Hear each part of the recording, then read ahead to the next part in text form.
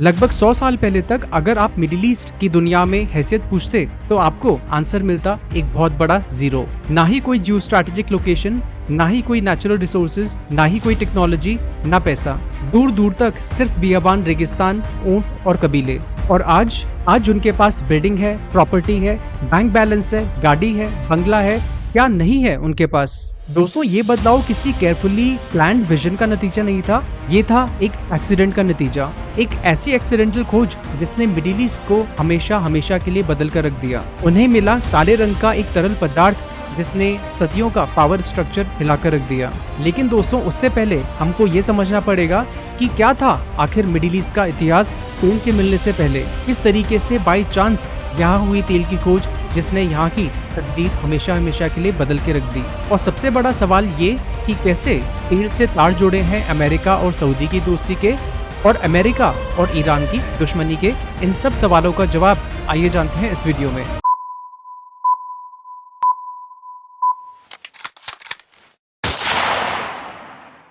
दोस्तों, अगर आप इंडियन हिस्ट्री में इंटरेस्ट रखते हैं तो इन 3 किताबों को मैं आपको हाईली रेकमेंड करूंगा। I have personally gone through them and they are just fantastic. ना कोई औकात, ना कोई अरमान। अगर प्री ऑयल अरेबिया के लिए इन शब्दों का प्रयोग किया जाए तो कोई गलत नहीं होगा।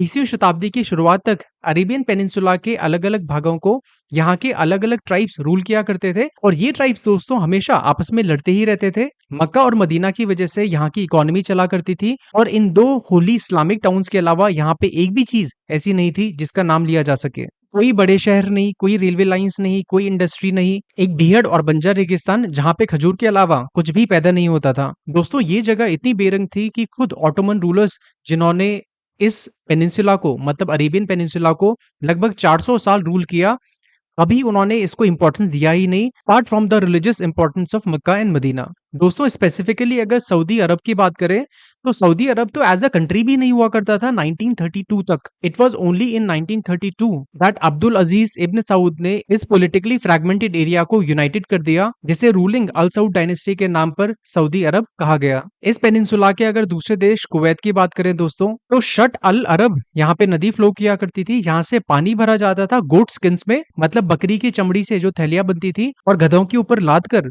पूरे कुवैत में इस पानी को सप्लाई किया जाता था। इसी तरीके से अबू धाबी के लोग या तो मिट्टी के घरों से या पाम लीव्स, ताड़ का जो पत्ता होता है, उससे घर बना के रहा करते थे। और अगर ओमान की बात करें तो 1945 तक, जिस टाइम की मैं बात कर रहा हूँ, सिर्फ 10 किलोमीटर मेटल रोड, मतलब पक्की रोड हुआ करती थी।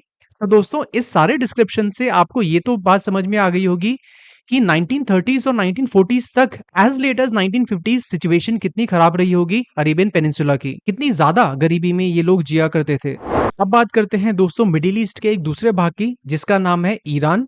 उस टाइम पे उसको पर्शिया कहा करते थे। दोस्तों, अगर पर्शिया की बात करें तो पर्शिया एक टाइम पर दुनिया की सबसे एडवांस्ड, सबसे जबरदस्त सभ्यताओं में से एक हुआ करता था। शायद आपने 300 मूवी देखी हो, हॉलीवुड की मूवी थी, और उसमें दिखाया गया है कि किस तरीके से पर्शियंस ने स्पार्टा को अटैक किया था। तो बहुत पावरफुल सिविलाइजेशन थी दोस्तों। अकेमेनिड डायनेस्टी हुआ करती थी एंशिएंट ईरान में, जिसको अलेक्जेंडर ने फाइनली हरा दिया था। मेडिवल टाइम की दोस्तों बात करें तो सफाविड डायनेस्टी हुआ करती थी, जिनके मुगल से मैट्रिमोनियल रिलेशंस हुआ करते थे, बहुत अच्छे टर्म्स हुआ करते थे। लैंग्वेज, फिलॉसफी, शायरी, सूफिज्म, बहुत सारी चीजें दोस्तों पर्शिया ने दुनिया को दी हैं। लेकिन 19वीं सेंचुरी तक आते आते दोस्तों पर्शिया भी काफी कमजोर पड़ चुका था, इंपीरियल चाइना की तरह, और ब्रिटेन और रशिया के जियोपॉलिटिकल चेसबोर्ड पर सिर्फ एक प्यादा बनकर रह गया था। लेकिन जल्दी ही दोस्तों पर्शिया यानी ईरान की तकदीर बदलने वाली थी। कहानी की शुरुआत होती है 1908 से।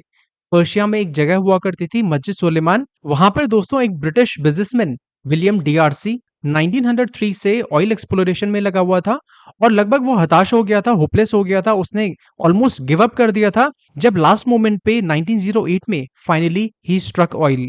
और जैसे ही कच्चे तेल की पहली बूंद सतह पर आई, शुरुआत हो जाती है एक कंट्रोवर्शियल ऑयल कंपनी की, जिसको कहते हैं एंग्लो पर्शियन ऑयल कंपनी। आज दोस्तों इस कंपनी को ब्रिटिश पेट्रोलियम कहते हैं। तेल मिलते ही दोस्तों अंग्रेजों की नजर में ईरान की वैल्यू एकदम बदल गई।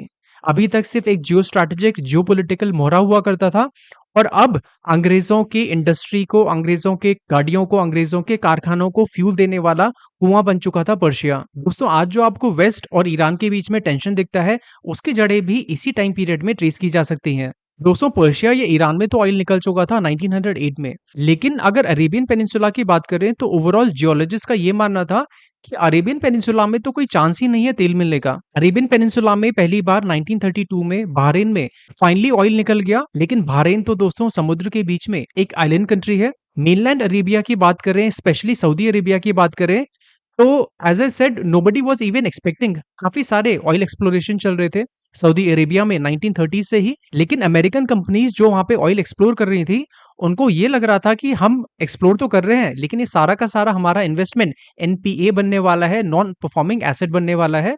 अभी दोस्तों 1938 में सऊदी अरेबिया के धहरान में स्टैंडर्ड ऑयल ऑफ कैलिफोर्निया, जिसको आज की डेट में शेवरॉन बोलते हैं, बहुत बड़ी कंपनी है, उसने फाइनली सऊदी अरेबिया में भी ऑयल खोज लिया और इस सिंगल डेवलपमेंट से सऊदी अरेबिया की तो तकदीर बदल गई। इनफैक्ट पूरे अरेबियन पेनिनसुला की तकदीर बदल गई। इसके बाद दोस्तों एक एक करके कुवैत, इराक, यूएई, एक एक करके पूरे गल्फ रीजन में तेल के कुओं का धमाका होने लगा और पूरा वेस्टर्न वर्ल्ड आश्चर्यचकित रह गया कि इस तरीके से इतनी बड़ी तादाद में यहाँ पे तेल के कुएं कैसे मिल सकते हैं, and they did not want to let go of that opportunity. अब यहाँ पे दोस्तों जो बात नोट करने वाली है वो ये है कि यहाँ पे दो टोटली डिफरेंट कल्चर्स, वेस्ट और मिडिल ईस्ट, साथ में आ रहे हैं। एक बहुत ही लिबरल सेक्युलर डेमोक्रेटिक और दूसरा बहुत ही ज्यादा कंजर्वेटिव इस्लामिक ऑर्थोडॉक्स। ये दो पूरे तरीके से अलग अलग कल्चर्स साथ में आ गए और इन दोनों की मजबूरी थी साथ में आने की। अब आप सोच रहे होंगे दोस्तों वेस्ट को, पर्टिकुलरली अमेरिका और ब्रिटेन को, तो इनका ऑयल चाहिए था, लेकिन इन लोगों को अमेरिका से और ब्रिटेन से और बाकी जो वेस्टर्न कंट्रीज हैं इनसे क्या चाहिए था? तो दोस्तों आंसर है इनकी टेक्नोलॉजी और इनका इन्वेस्टमेंट। तो बस फिर क्या था, शुरू हो गया एक बहुत ही ज्यादा स्ट्रेंज अलायंस। यूएस ने सऊदी रॉयल फैमिली को प्रोटेक्ट करना स्टार्ट कर दिया, सऊदी अरेबिया को गारंटीज दी, सिक्योरिटी की, इन्वेस्टमेंट की, टेक्नोलॉजी की, and on the other hand US also got access to a lot of cheap oil. और आज भी दोस्तों अगर आपको पता होगा, यूएस जो human rights, democracy, religious freedom का चैंपियन बनता है, सऊदी अरेबिया का बहुत क्लोज फ्रेंड है, which is actually very strange. On the other hand Iran में अंग्रेजों ने जो ऑयल की लूट मचा रखी थी 1953 में, एक ईरानियन नेशनलिस्ट और उस टाइम पे वहां के प्राइम मिनिस्टर हुआ करते थे जिनका नाम था मोसादेग, उन्होंने ऑयल इंडस्ट्री को नेशनलाइज कर दिया और ईरान सरकार के कंट्रोल में ले लिया। इसका मतलब ये था कि अब ब्रिटिश को ऑयल एक्सेस नहीं मिल पाएगा, और अगर मिलेगा भी तो ईरानियन गवर्नमेंट के कंडीशंस पे। और इस वजह से दोस्तों यूके ने अमेरिका की सीआईए के साथ मिलके मोसादेक जो ईरान के हेड हुआ करते थे उनकी कू करके सरकार गिरा दी। और ये बात दोस्तों कुछ साल पहले सीआईए ने खुद एडमिट की है ऑफिशियली। यही कारण है दोस्तों कि 1979 में ईरान के इस्लामिक हार्डलाइनर्स और बाकी कई सारी पार्टीज ने मिलके इस्लामिक रेवोल्यूशन किया, क्योंकि कू के बाद जो रूलर हुआ करता था शाह और पर्शिया, उसको प्रो अमेरिका माना जाता था, प्रो वेस्ट माना जाता था, और ये भी माना जाता था कि उसने अमेरिका को फुल लिबर्टी दी है ईरान के नेचुरल रिसोर्सेज, पर्टिकुलरली ऑयल को एक्सप्लॉइट करने की। चलते चलते दोस्तों आपसे एक इंपॉर्टेंट सवाल, क्या आपको लगता है कि ग्रीन टेक्नोलॉजी की वजह से in the near foreseeable future oil का इंपॉर्टेंस वर्ल्ड जियोपॉलिटिक्स में, वर्ल्ड इकोनॉमी में कम होने वाला है? Just do let me know in the comments. That was all for the day. I will see you in the next video. Till then take care, good bye, जय हिंद।